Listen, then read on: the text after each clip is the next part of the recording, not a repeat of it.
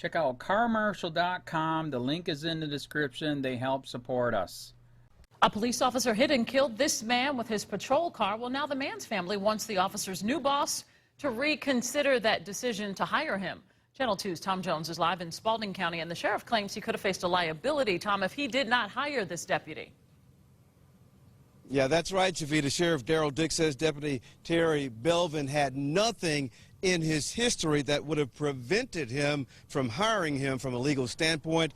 But the family of Justin Sullivan says there was plenty, and the sheriff is putting the public at risk by hiring him.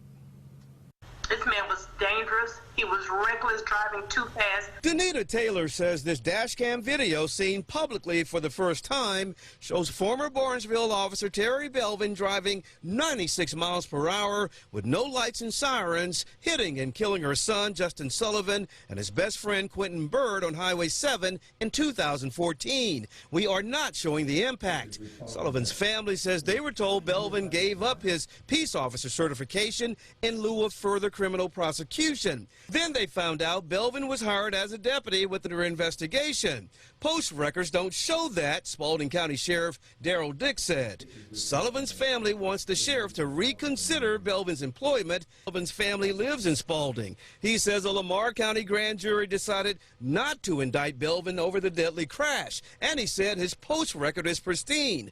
That played a major role in his decision to hire Belvin. Taylor says the sheriff isn't taking the public safety into consideration. You should be ashamed.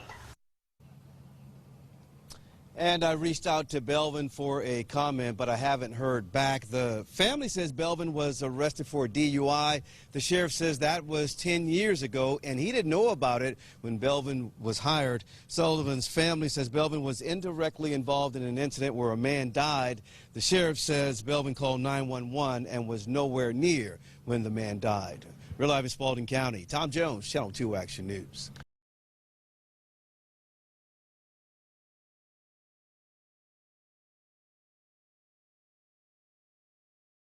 Despite video showing cop break the law and kill 2 innocent men, he was hired at new department. A cop broke the law and drove 100 mph with no lights or sirens on, hitting and killing 2 innocent men in the process. Now, he's been given a job as a cop in the town of the victim's family. This is everything wrong with police in America. By Matt Agarist, February 14, 2018. Spalding County, GA. The family of a man who was mowed down by an out-of-control cop is expressing their shock and disappointment this week after the cop who killed their son and his best friend was given a job as a police officer in their town. Justin Sullivan and his best friend Quentin Bird were stuck and killed by Officer Terry Belvin as they crossed Highway 7 in 2014. Belvin was driving his police cruiser at speeds topping 100 miles per hour. He had no lights on, no siren on, and was not responding to a call. Dashcam of the horrendous crash has just been released publicly showing the disturbing scene unfold.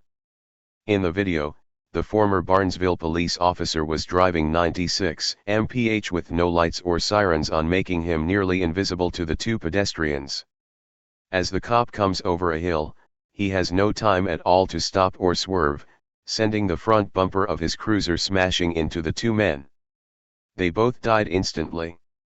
This man was dangerous. He was reckless. He was driving too fast, Danita Taylor said. Sullivan's family was under the impression that after he killed their beloved son Belvin was forced to give up his peace officer's license in lieu of criminal prosecution. In spite of allegedly relinquishing his license, however, Belvin was just hired on as a deputy with the Spalding County Sheriff's Office. I was just disgusted. More so than that, I was just shocked, Taylor said. When asked by WSB-TV what happened to Belvin while at their department, the Barnesville police chief said Belvin resigned during the investigation.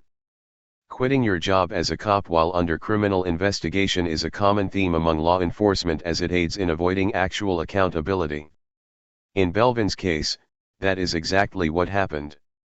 After he quietly resigned during the investigation, the union lawyers somehow convinced a grand jury that Belvin did nothing wrong and he escaped any and all accountability for taking the lives of 2 innocent young men. The Sullivan family is now speaking out, telling the Spalding County Sheriff, Darrell Dix, that he should reconsider his decision to hire this reckless cop as they live in the very county that he will now be policing. He's employed in Griffin, Georgia, and my children are there every day, Taylor told WSB-TV.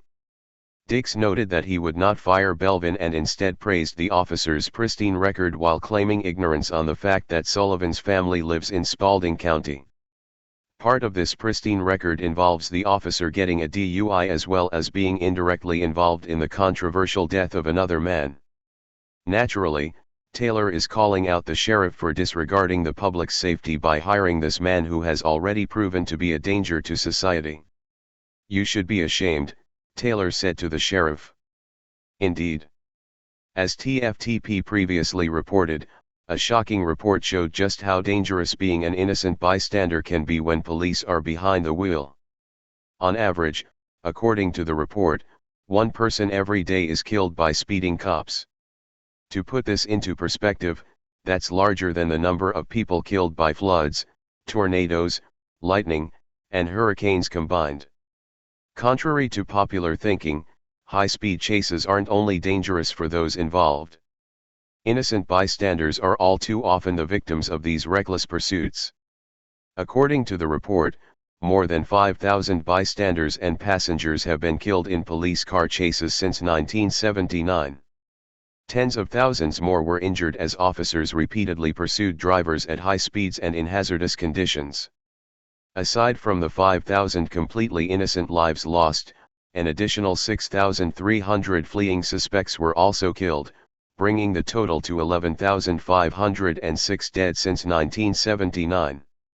Even this shockingly large number is likely an understatement, according to the report.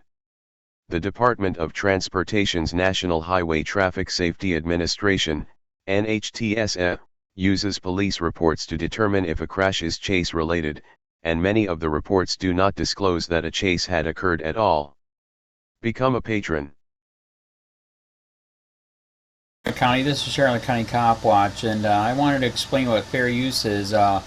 You can use pieces of news articles if you're doing it for news reporting, you have commentary, and you're doing it for education purposes. So that's what fair use is, as you can see right here.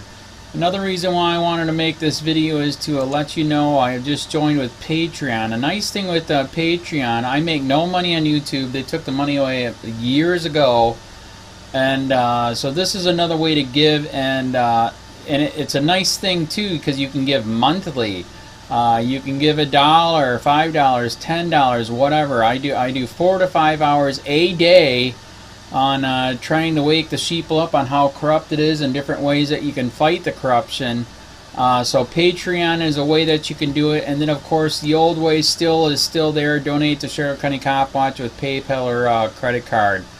So keep that in mind. 4 to 5 hours a day. I make no money, but the corruption happened to me and I'm sick of it, so I'm trying to wake people up.